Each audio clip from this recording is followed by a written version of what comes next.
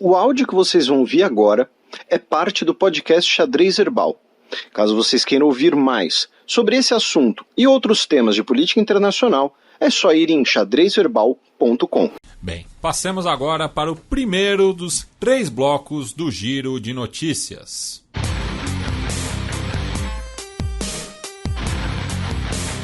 Giro de Notícias.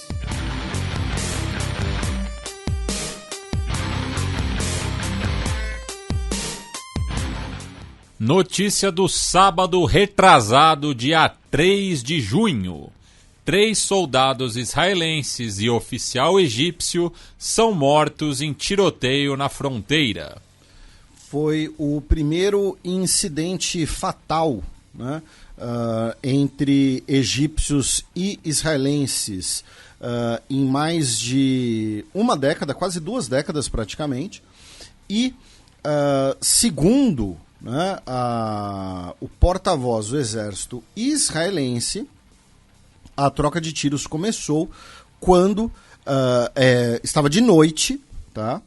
E quando tropas israelenses estariam realizando uma operação contra o contrabando pela fronteira. Segundo o exército egípcio, um oficial egípcio, né, na fronteira matou 3 soldados israelenses antes de ser morto por tropas israelenses em território de Israel. O soldado egípcio que cruzou a fronteira, e segundo o exército egípcio, ele também estaria fazendo parte de uma operação anticontrabando, tá? Então, muito provavelmente, né, teve ali alguma confusão, né? Então você tinha 2 patrulhas, possivelmente, embora 2 dos israelenses mortos estavam num posto de fronteira, tá? Mas uma patrulha, né, achou que a outra era contrabandista, era traficante, enfim, e vice-versa, e então teve o incidente, a troca de tiros, que resultou em 4 mortos. Os 2 ministérios da defesa já trocaram rapidamente comunicações, prestaram as devidas condolências, né? Enfim. Então, assim, antes que alguém ache que isso pode escalar, pode comprometer a paz entre os 2 países, alguma coisa assim, não, foi um incidente isolado e muito provavelmente assim será tratado, tá? Em outra notícia, né, envolvendo Israel, nós tivemos na semana passada, né, um menino palestino de 2 anos, tá, foi morto a tiros por um soldado israelense que atirou nele e em seu pai, afirmando que imaginou que eles eram terroristas, que o homem, na verdade, estaria segurando uma arma, depois que um veículo, né, não teria cumprido ordens da polícia de parar, tá? O governo israelense disse que o soldado responsável sofrerá sanções administrativas, né? Ou seja, nada... enfim, menino de 2 anos foi morto a tiros. Também em Israel, essa semana, né, nós temos o retorno dos trabalhos do Knesset, né, o retorno da discussão sobre a reforma do judiciário, né, em Israel. E o parlamento israelense, essa semana, elegeria, né, 2 representantes para o comitê de seleção do judiciário, né, que é formado por 9 pessoas. Tá?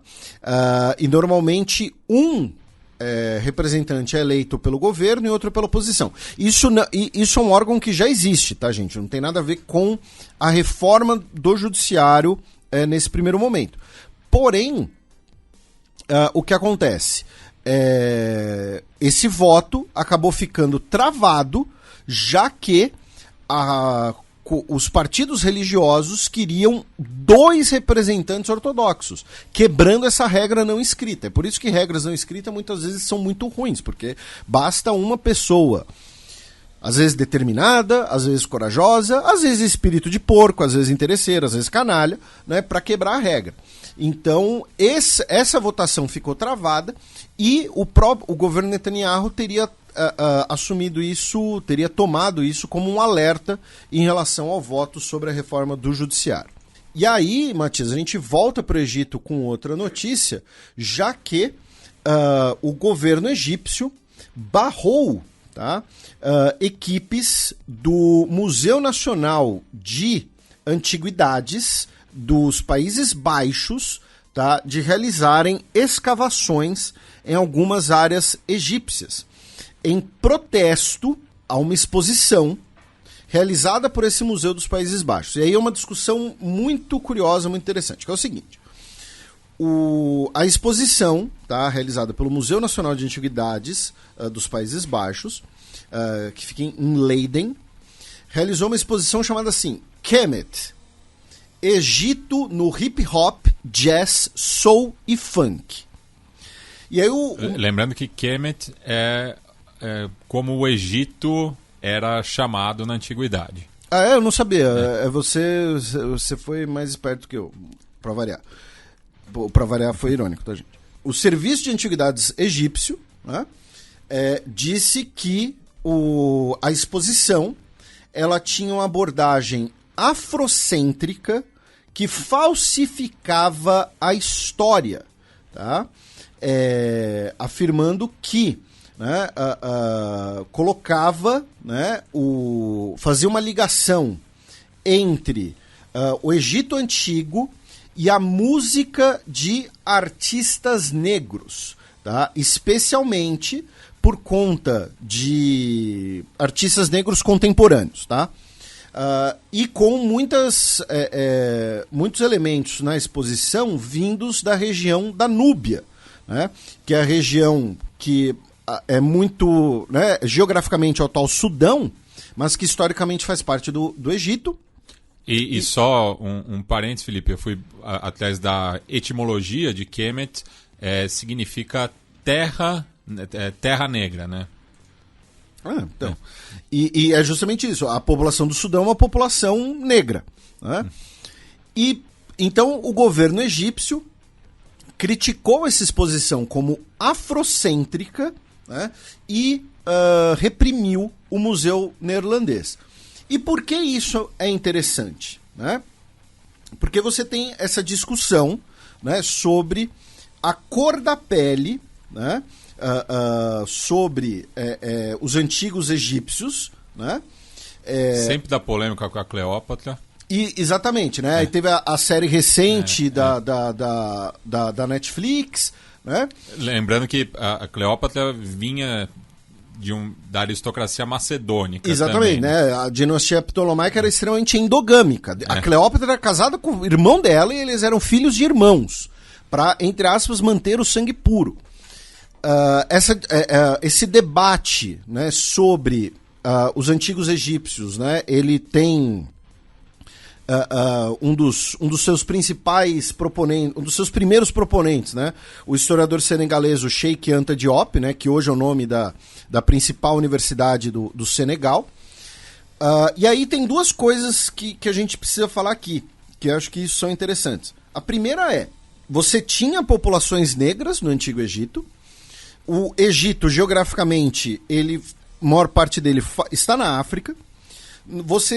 Nós tivemos, né, a linhagem dos chamados faraós negros, né?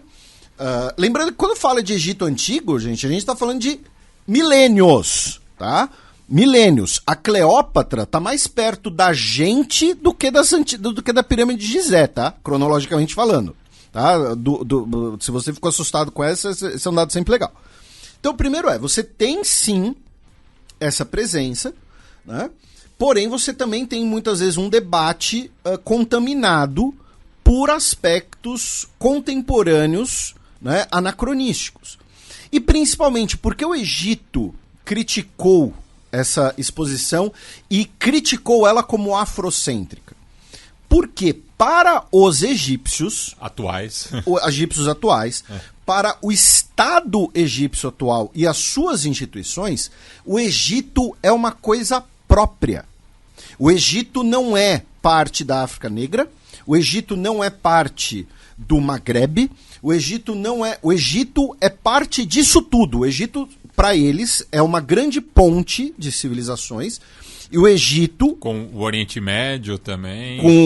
Né, é um país arabizado muçulmano, e que aí você tem a população dos coptas, e você tem minorias núbias, por exemplo. Então, para o Estado egípcio, você ter uma exposição afrocêntrica diminui o que eles veem como aspecto único do Egito, que é de unir os coptas cristãos, populações mais brancas, populações mais negras, o idioma árabe com a cultura antiga egípcia.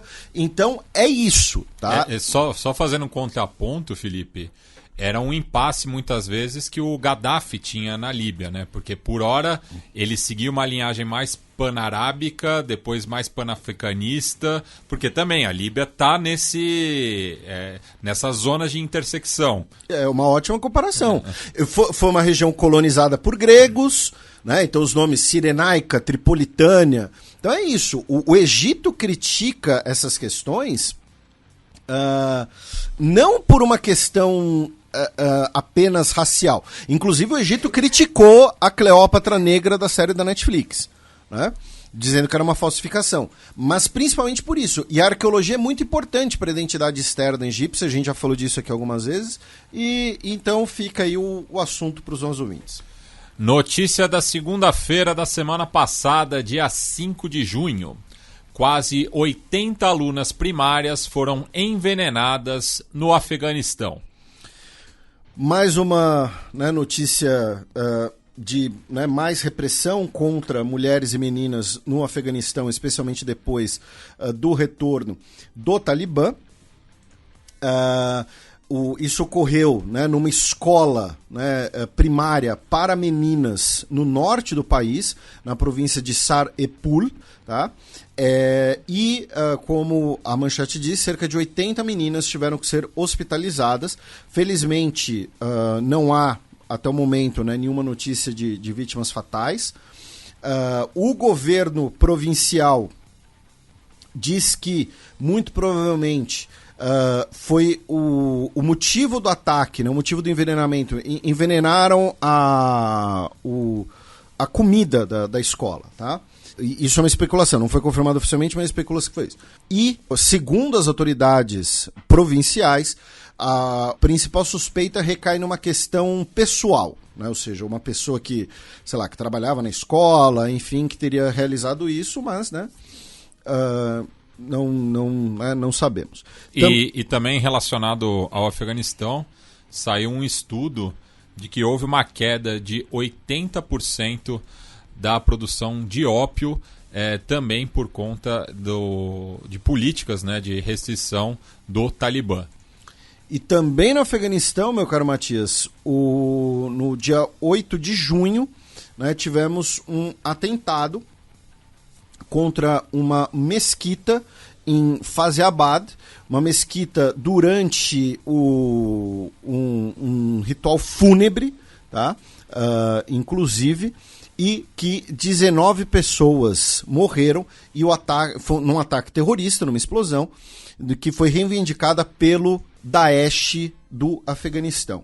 E um pouco mais ao norte, no Cazaquistão, pelo menos 14 pessoas morreram devido aos incêndios florestais no país, com mais de 300 pessoas precisando ser hospitalizadas. E o presidente do Cazaquistão, Tokayev, ele demitiu o ministro de emergências no último sábado, dia 10, por conta desses incêndios e do que foi visto como uma resposta insuficiente das organizações de emergência. Notícia da terça-feira retrasada, dia 6 de junho, dia D. Irã revela seu primeiro míssil hipersônico. O Irã apresentou o míssil chamado de Fatah, afirmando que é um míssil hipersônico e cuja velocidade seria suficiente para conseguir contornar sistemas antimísseis. né? Lembrando que Fatah, né, no Islã, significa aquele que traz a vitória, né? Aquele que vem com a vitória. Essa é a origem do nome do partido Fatah na Palestina, inclusive. Eu fui pesquisar para saber se o nome do míssil poderia ter ligação, né? Aí o que acontece, né? O Irã, ele não realizou, tá, um teste público do míssil. Ele apresentou o míssil, né, o que pode ser uma maquete. Tá? Não estou dizendo que é, mas estou dizendo que pode ser. Por que eu estou fazendo essa observação? Porque esse é um tipo de equipamento muito difícil, tá? Muito custoso de ser desenvolvido. Vamos lembrar que China e Estados Unidos ainda estão desenvolvendo seus mísseis hipersônicos. Por outro lado, o Irã prioriza, né, o seu sistema de mísseis, o seu sistema de drones nas últimas décadas, por diversas razões, inclusive pelas sanções que sofre em relação à indústria bélica mais convencional, como aviões. Tá? E aí a gente tem um outro detalhe, que é: qual foi o primeiro país a desenvolver mísseis hipersônicos? A Rússia. Qual é o único país que usou mísseis hipersônicos já em combate? A Rússia, na Ucrânia, usando o míssil Shinzal. Então, esse míssil iraniano pode ser também fruto, né, da crescente cooperação militar entre Irã e Rússia, por conta da guerra na Ucrânia também, ou pode ser fruto também de espionagem ou contrabando de informações. Pode não ser necessariamente uma cooperação. Pode ser também, inclusive recentemente a gente falou de um cientista do programa de mísseis hipersônicos russo que vendeu informações para a China e foi condenado à prisão perpétua, tá? Por espionagem. Então, né, eu tô lembrando desse caso porque também não é que a Rússia está disposta a ficar mostrando seus segredos militares por aí. Por quê? Porque a Rússia, vamos supor, a Rússia desenvolve o Shinzal. Aí mostra o Shinzal pro Irã. Fala, ó, Irã, você é nosso aliado, tá aqui como é que ele funciona para você produzir igual. Aí Israel espiona o programa de mísseis do Irã e descobre os segredos do míssil. E manda para os Estados Unidos, que consequentemente fica sabendo como funciona o míssil russo. Tá? Então, assim, o que eu estou fazendo aqui são enumerar hipóteses. Não estou afirmando absolutamente nada, né? E o fato é, se o Irã desenvolveu e vai produzir um míssil com capacidade hipersônica, isso vai despertar um alerta muito grande em Israel. Notícia da quarta-feira da semana passada, dia 7 de junho. 5 países são eleitos membros não permanentes do Conselho de Segurança das Nações Unidas. Foram eleitos Argélia, Coreia do Sul, Eslovênia, Guiana e Serra Leoa, né, para ocuparem um assento não permanente no Conselho de Segurança da ONU para o biênio 2024-2025. Tá? Lembrando que são eleitos 5 países para mandatos de 2 anos, né? E a cada ano são eleitos 5. Tá? Então são 5 em um ano, 5 para o outro, eles ocupam um mandato de 2 anos.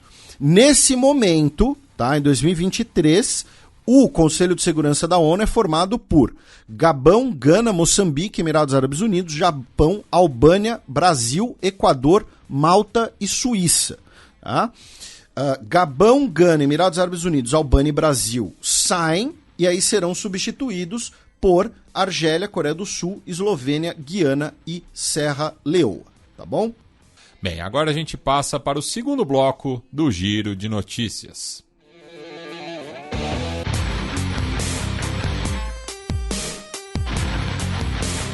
Giro de Notícias.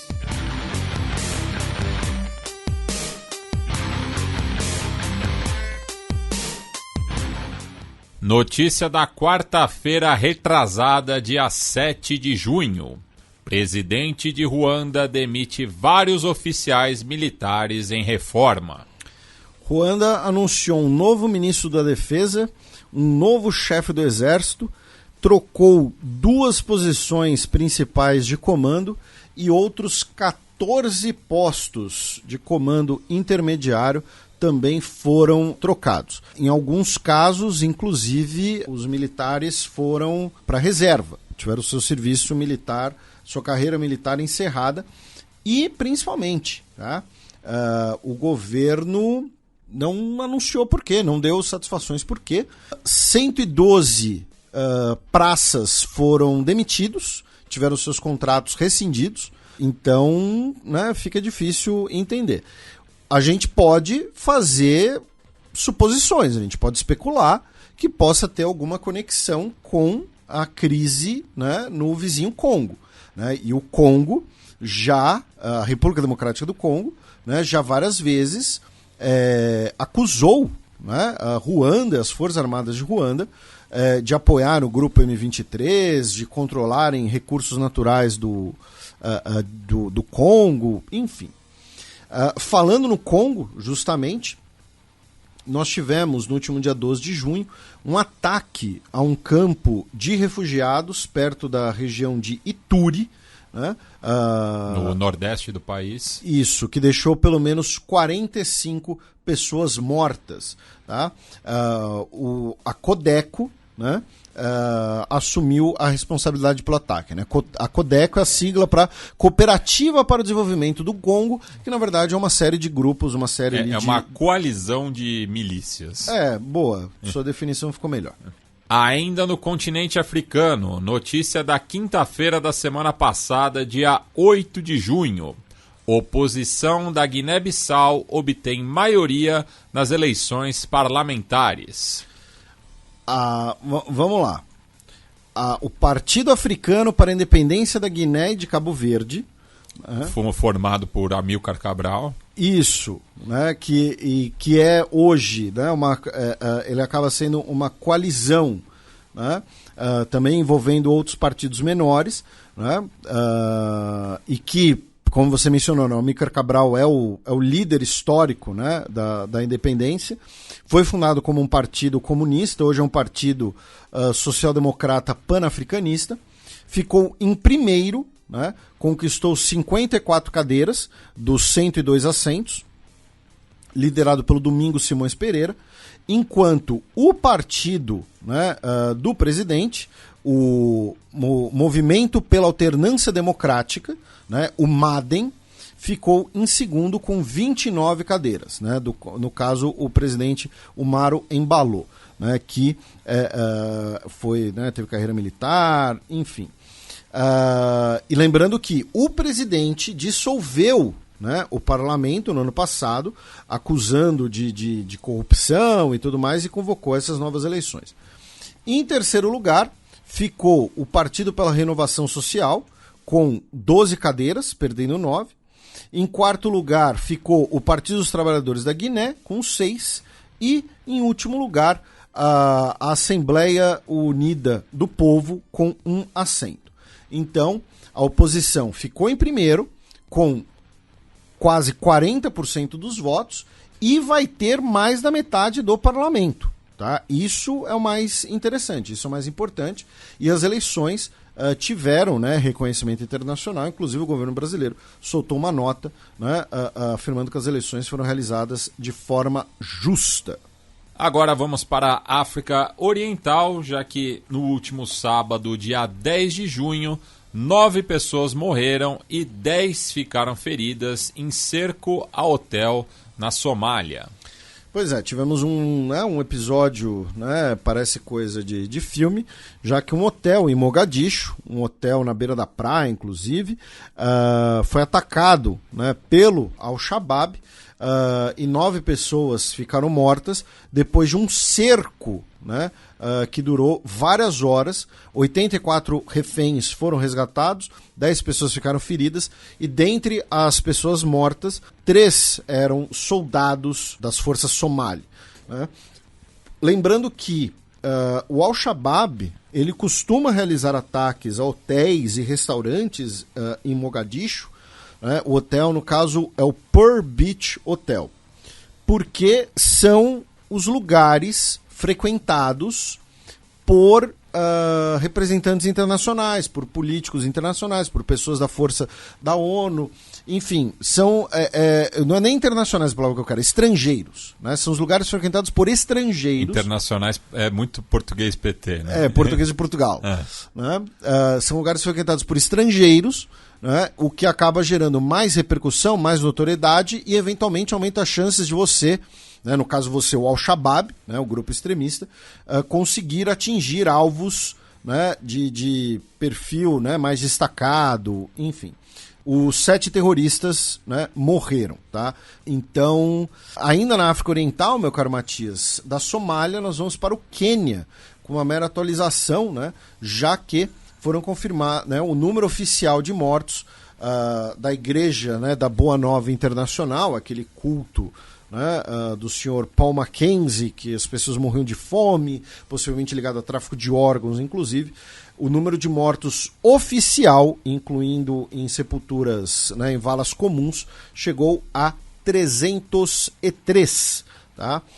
Porém, o número total pode chegar a 900.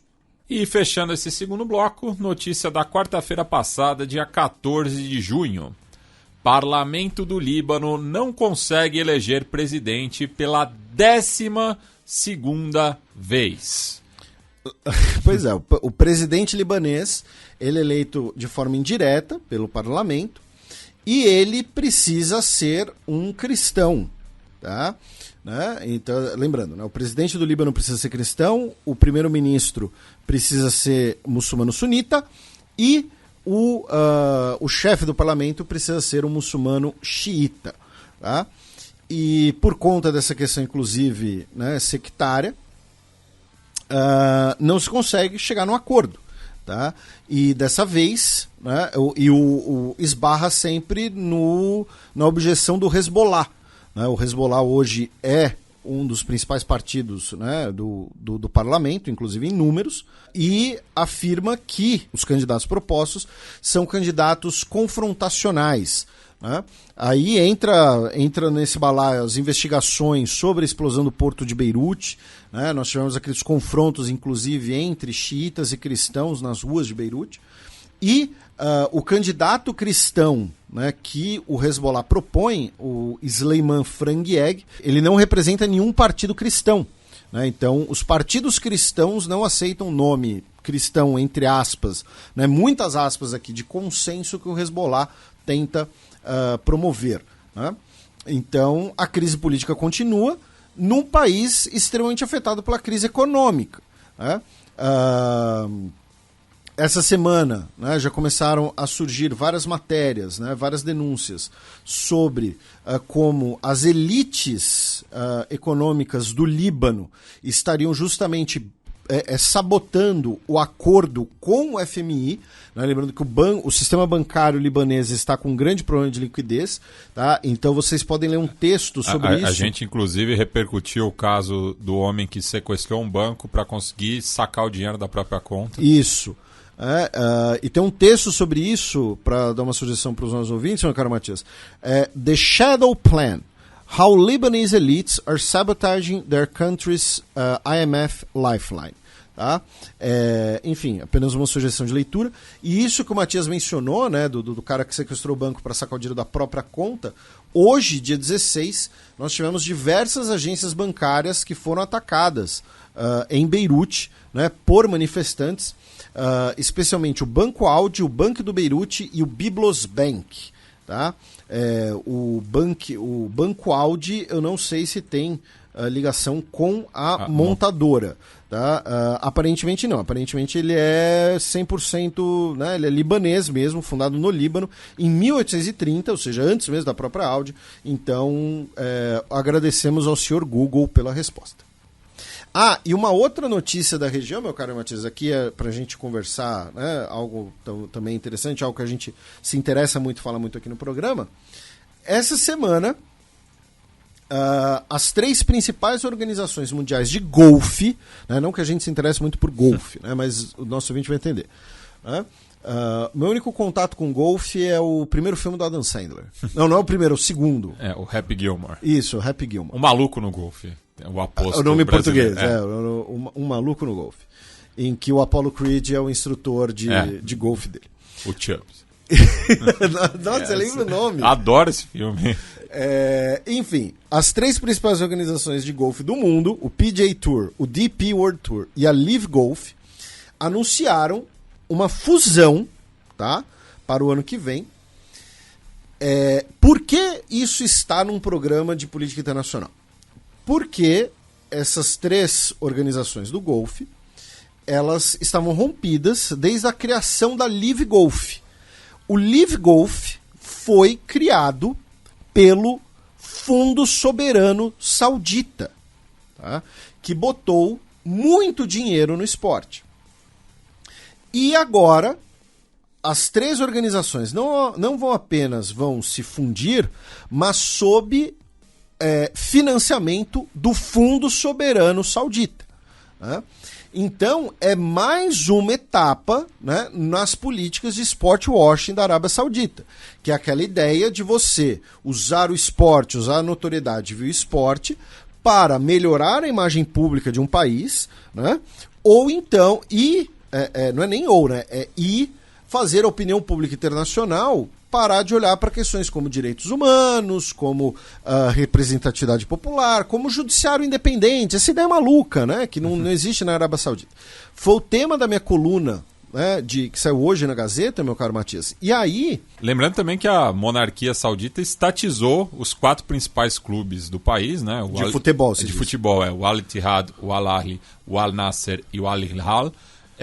E o Al Ittihad, que é de Jeddah, que é uma cidade que fica entre Meca e Medina, né, no caminho sagrado, contratou o Karim Benzema. Então, que é muçulmano, e daí meteu essa justificativa, né, que sempre quis jogar num país muçulmano, enfim. Então, e certamente vai ser usado para marketing, até porque ele nunca escondeu, né, que é muçulmano praticante, enfim. O príncipe saudita, que é ministro dos esportes, o Abdulaziz bin Turki Al Saud, ele deu uma entrevista dizendo que o que o governo quer investindo no esporte é que as pessoas visitem o seu país e vejam como ele realmente é. E isso, ele deixa muito claro esse tecido do esporte washing, porque é aquela coisa, você vai ver a fachada, vai ver o estádio de mármore, as coreografias, o luxo e tudo mais e tal, e não vai pensar em todo esse resto que a gente está mencionando, né? A gente tinha repercutido recentemente também em relação ao WWE, né? Isso. Do wrestling, né? Isso, e lembrando, a Arábia Saudita no passado, gente, ela executou 81 pessoas num dia só. Inclusive algumas por bruxaria, né? Muito, né? Enfim. E aí, você lembrou do WWE, né, meu caro Matias? Eu acho que a gente pode separar, né, o sport washing saudita em 3 níveis, né? O primeiro nível é o dos esportes em que você tem ou uma tradição árabe, né? Então, por exemplo, a Arábia Saudita tem muito evento de hipismo, muito evento de turf. Falcoaria. Então, mas os esportes equestres são tradicionais da Península Arábica. Então, tudo bem, entre aspas. E nesse primeiro nível também dá para colocar a Fórmula 1, né? Nós temos o GP de Jeddah desde 2021. E por que eu ponho nesse primeiro nível? Porque a própria Fórmula 1, ela também nunca se importou muito, né, com quem tá pagando, onde vai correr. A Fórmula 1 corria na África do Sul do Apartheid, quando o mundo inteiro boicotava a África do Sul esportivamente. Vamos lembrar isso, né? Aí o segundo nível são os esportes mais midiáticos, né? Então é o WWE que você mencionou, né? O principal evento do WWE, né, do World Wrestling Entertainment, né, que é a luta livre dos Estados Unidos, né? Aquela coisa que une luta corporal e teatralidade. Mais entretenimento do que esporte. Mas... Porque os resultados são combinados, né? Isso, e inclusive um abraço para o pessoal do WrestleManiacos, né? Que já falou sobre esse assunto, a gente já repercutiu o trabalho deles aqui, né? Então você tem o WWE, você tem... o boxe, né, em 2019, a luta pelos pesos pesados foi na Arábia Saudita, né, a luta nas dunas, e eu peço desculpas a gente, porque eu tossi agora e no tempo de eu desviar do microfone, acabou pegando o microfone, tá? Peço desculpas. Esportes, né, a Arábia Saudita tem investido também, tem comprado torneios, tem comprado marcas, né, de esportes. E no primeiro nível, a gente coloca os esportes que são ligados, né, a mercados de luxo, né, um público mais de elite, que são golfe e tênis. A Arábia Saudita tem colocado muita grana nisso. E aí, olha só, meu caro Matias, olha o nível. A gente estava falando aqui, né, em off, agora há pouco, né, a gente estava falando de NBA, né, porque eu e você gostamos de basquete. A NBA é uma das principais ligas esportivas profissionais do mundo, né, uma das mais ricas. A Live Golf, que é do Fundo Soberano Saudita, ofereceu para o Tiger Woods 800 milhões de dólares. Isso é, Matias, somados os 30 maiores salários da NBA. Somados. Tá? E o golfe é um esporte que, repito, é ligado a um mercado de luxo, um mercado de elite também, né? Marcas, né? de luxo. E aí você me diga, vocês me digam, né? Um fundo soberano de um país ofereceu 800 milhões para um atleta. Tem alguma razoabilidade econômica ou esportiva? Eles esperam ter um retorno desse dinheiro? Esperam vender tacos do Tiger Woods no valor de 800 milhões de dólares? Esperam que vão desenvolver o golfe local e aí vai gerar muito movimento de dinheiro? Não, iria transformar o Tiger Woods num garoto propaganda da Arábia Saudita ao ponto que ele recusou. Tá? E no tênis, né, no início do ano, a Arábia Saudita realizou, né, no final do ano passado, na verdade, em Riad, realizou um torneio amistoso com alguns dos principais atletas do tênis masculino, arquibancadas, sua maior parte, vazias, e aí o australiano Nick Kyrgios, ele foi sincero, ele falou, por que, né, que te atraiu jogar aqui? Ele falou, o cachê fora dos padrões, né, o dinheiro é muito bom. E aí, nesse primeiro patamar, o futebol, como você mencionou, que é o esporte mais popular do mundo. Hoje você tem, né, o Cristiano Ronaldo, que é um dos maiores jogadores da história, jogando lá. O Benzema, que também recebeu o prêmio de melhor do mundo, é muçulmano praticante. Querem trazer outros jogadores notórios, né? Kanté, enfim. Você tem ali... Kanté, que também é muçulmano. Vamos lembrar, o salário do Cristiano Ronaldo é o maior salário da história do futebol. 200 milhões de dólares. Por temporada. Por temporada, gente. Então, assim... O Cristiano Ronaldo é um dos maiores jogadores da história? É. Mas ele, no crepúsculo da carreira, vai ganhar esse dinheiro. O clube, o Al Nassr, espera ter algum retorno financeiro esportivo, assim, vai vender camisas o suficiente para bancar isso. Porque quando o Real Madrid contratou, acho que foi o próprio Cristiano Ronaldo, né? Só o de camisa que eles venderam antecipado ajudou a pagar a contratação. Esse é meio mito. É, meio mito, tudo bem, mas... enfim, vai conquistar torneios e prêmios e tal. A Arábia Saudita comprou o Newcastle, né, que é um dos principais... O Fundo Soberano Saudita, não é um bilionário saudita, tá, gente? É o Estado Saudita. O Newcastle que até jogou de verde recentemente. Então, o Newcastle é um time alvinegro e a terceira camisa do Newcastle hoje é praticamente uma réplica do uniforme da seleção saudita. Né? Então, porque agora a ideia é o seguinte, fui para a Arábia Saudita, assisti o jogo de tênis, assisti o torneio de tênis, foi muito louco, e aí o Andrezinho foi sorteado, ele ganhou um Rolex, porque a Rolex estava patrocinando, sei lá, eu tô usando uns termos bem Faria Limer mesmo, tá? Né? Aí a justificativa oficial é sempre aquela ideia, né, de você vai popularizar o jogo, né, difundir o futebol. Esse era o discurso que a Arábia Saudita utilizava nos anos 80. Já nos anos 80, os países árabes botavam muito dinheiro no futebol. Né? Temos um Fronteiras Invisíveis. Sim, temos um Fronteira sobre a Arábia Saudita. Contratavam treinadores estrangeiros a peso de ouro, né? Ao ponto que a Arábia Saudita... O Rivelino, né? A Arábia Saudita jogou a Copa do Mundo de 94 como parte desse processo. O futebol já é o esporte mais popular da Arábia Saudita. Né? Então você botar todo esse dinheiro... Tem outras finalidades, tem finalidades políticas, é um marketing, entre aspas, positivo do país agora. Né? E continua, né? Uma monarquia absolutista, sem judiciário independente, sem liberdade de imprensa, com diversos problemas de direitos humanos. Né? Tudo isso continua. Né? Não é o único país que sofre com esses problemas, claro, mas o que a gente está falando aqui é dessa questão do sport washing, que agora afeta até mesmo o golfe. Né? Então, enfim, acho que é isso. É isso. Bem, excepcionalmente, nesta edição não teremos a coluna da professora Vivian Almeida, então passemos para o terceiro e último bloco do Giro de Notícias.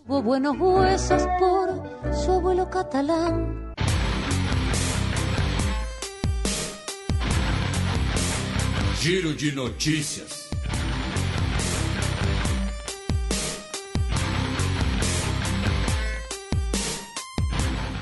Notícia de quarta-feira, dia 14 de junho. 9 pessoas são mortas em episódios de violência étnica em Manipur. A gente sempre faz o lembrete aqui, né? A situação em Manipur, na Índia, né? Que fica no nordeste da Índia, ela tem um caráter étnico, né? Entre os Kuki e os Meitei, porém também tem um caráter religioso, no sentido de que os Kuki são cristãos e estão reagindo aos atos supremacistas hindus dos últimos anos. Tá? Quando eu digo reagindo, não é que eu estou dando razão a eles, alguma coisa assim, mas é uma reação. Tá?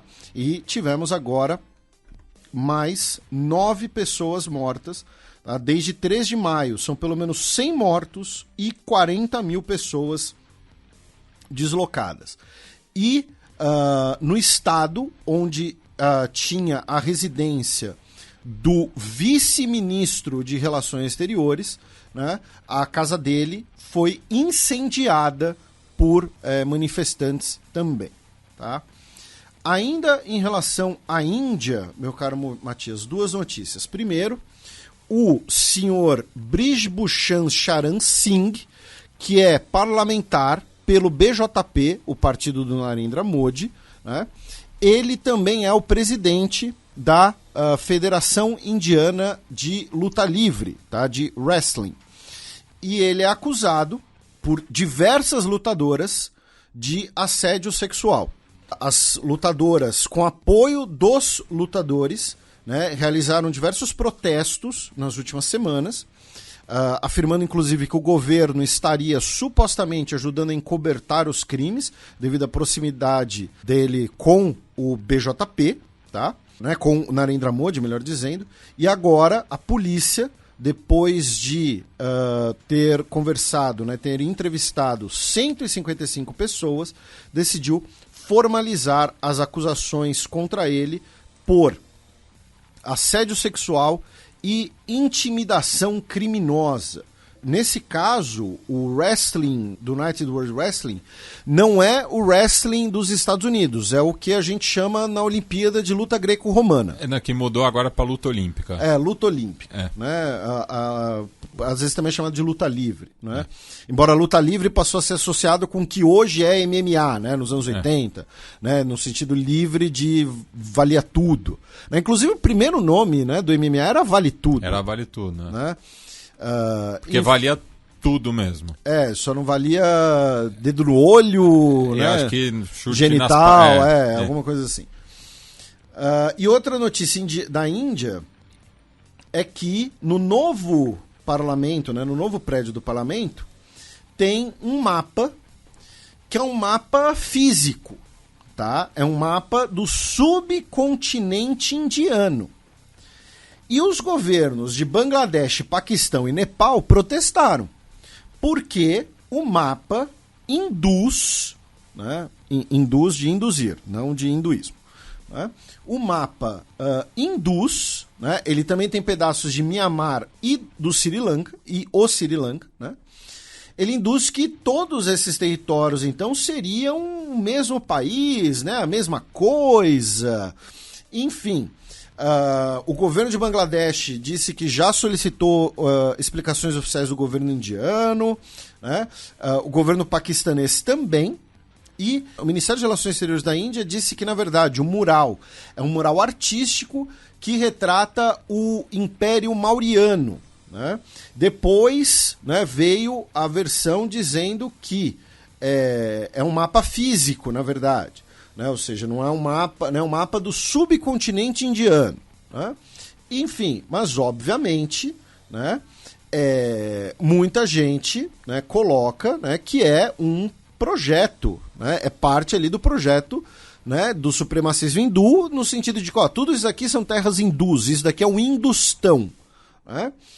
E aí, para, né, colocar lenha na fogueira, o senhor Prahlad Joshi, que é ministro né, membro do parlamento e ministro de Minas e Energia, né, ministro de mineração e combustíveis, enfim. Ele tuitou o mapa e disse assim, a vontade é clara, Akhan Barat. Akhan Barat é esse nome, né, para que seria essa grande Índia, né, para esse Hindustão. É o termo supremacista, que inclui pedaços do Tibete também, inclui as Maldivas, né, inclui territórios que não são historicamente hindus, inclusive. Enfim, mais uma do nacionalismo. Duas notícias de anteontem, quinta-feira, dia 15 de junho. Governador de Darfur Ocidental é sequestrado e morto no Sudão.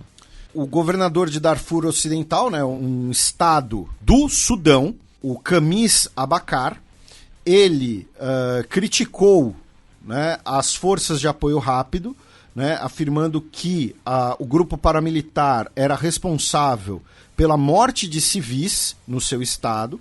Né. Ele foi sequestrado, torturado e morto, tá?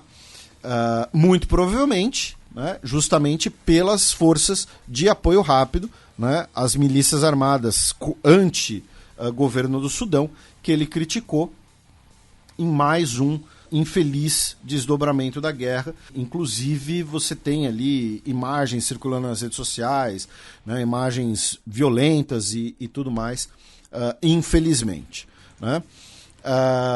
Em relação ao Sudão, né, a guerra no Sudão, atualizando, estamos falando na casa de já mais de 1,5 milhão de pessoas deslocadas. Tá? Além disso, tivemos um incidente diplomático, né, na semana passada, já que 10 alunos, tá, da Universidade de Khartoum, que eram da República Democrática do Congo, morreram depois de um ataque com morteiros, tá, ao campus da universidade. E a junta militar, né, o exército do Sudão, declarou o enviado da ONU, Volker Perthes, né, persona não grata no país e determinou a sua expulsão do território sudanês. Presidente da Nigéria suspende o chefe da agência anticorrupção.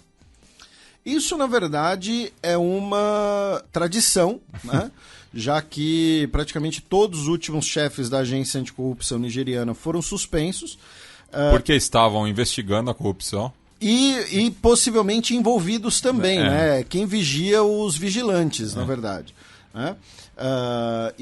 Então, o novo presidente, né, o Bola Tinubu, suspendeu o Abdurrahid Bawa, dizendo que ele cometeu abusos de poder, né, na sua função, e ele, inclusive, está sendo investigado.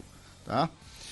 Também em relação à Nigéria, meu caro Matias, o presidente do Banco Central, o Godwin Emefiele, também foi afastado do cargo, e com isso os títulos da dívida nigeriana, os títulos em euro da dívida nigeriana, subiram, né, no mercado internacional, já que agora, digamos assim, vale a pena apostar, entre aspas, contra a Nigéria. No Mali, né, para a gente continuar no continente africano, nesse final de semana, agora dia 18, teremos o referendo sobre a proposta constitucional do país, né, a proposta pós-golpe militar, né, ela que era para ter sido realizada originalmente em julho de 2017, né, essa consulta popular. É uma constituição que dá mais poderes, né, ao presidente. Ela também muda a proporção de assentos no parlamento de acordo com a geografia do país. Então agora nós teremos, né, um congresso bicameral no Mali, cuja Câmara Alta, o Senado, né, vai ter mais representantes do norte, que tem menos população e é onde você tem mais grupos separatistas e jihadistas, inclusive. Tá? E os conselhos regionais também serão modificados. Tá? Então teremos esse voto. E, finalmente, não é uma notícia, é uma sugestão, mas é a iniciativa do Global Development, né, do jornal Guardian, pela sua repórter Sarah Johnson, publicou uma extensa matéria em Gana, ela estava em Accra, sobre o fato de que Gana hoje é o principal destino do lixo têxtil no mundo. Então a matéria se propõe a mostrar o outro lado da fast fashion e todo esse tipo de coisa. Tá? O nome da matéria aí é It's Like a Death Pit. How Ghana Became Fast Fashion's Dumping Ground. É uma matéria muito interessante sobre impacto econômico, impacto social, né, nessas comunidades, incluindo muitas coisas que são, por exemplo, doadas à caridade, né, e que vão parar lá e vão poluir os rios do país. Ela, inclusive, viaja pelo Rio Volta, né, que era o nome, né, que o Rio Volta que batizava antigamente Burkina Faso, né, o Alto Volta. Isso, né, e em Gana está o Baixo Volta, né, a foz do rio. Então é uma leitura muito interessante. Abaixa o volume porque lá vem Breaking News. Finlândia anuncia novo governo com partido de extrema-direita. Nós tivemos eleições finlandesas, mais ou menos 3 meses atrás, e nessa sexta-feira foi anunciada a formação do governo. O governo será formado por 4 partidos que juntos terão 108 assentos no parlamento de 200 assentos. Tá? O governo será liderado pelo Partido da Coalizão Nacional, né, o Partido Conservador, que venceu as eleições. Primeiro-ministro será o Petteri Orpo, junto com o Partido dos Verdadeiros Finlandeses, né, dos Finlandeses, que é o Partido anti-imigração, né, o partido que diversos políticos dele já deram declarações, né, ligadas ali a simpatias até mesmo simpatias com o nazismo. O Partido Popular Sueco, que é o partido que representa a minoria sueca dentro da Finlândia. Se você quiser entender um pouco sobre isso, nós temos um Fronteiras Invisíveis do Futebol sobre a Finlândia, e aí é bem na proposta do programa, né? Lembrando, o programa Fronteiras Invisíveis é um programa de história, que a gente usa o futebol como linha condutora. E talvez um dos times mais conhecidos, né, ou talvez, né, menos desconhecidos, né, do futebol finlandês é o IFK, né, que é o time que é azul e amarelo, as cores da bandeira sueca. Então a gente pega esse pequeno clube finlandês, né, e fala um pouco ali da ligação dele histórica com a comunidade sueca, enfim. E o Partido Cristão Democrata. Tá? A plataforma de governo anunciada é uma plataforma que promete uma linha dura em relação à imigração e ajuda a desenvolvimento. É prometido um pacote de austeridade de gastos governamentais. Tá? Então, tá aí, nós teremos uma coalizão de centro-direita, direita e extrema-direita na Finlândia. É direita para todos os gostos. Isso.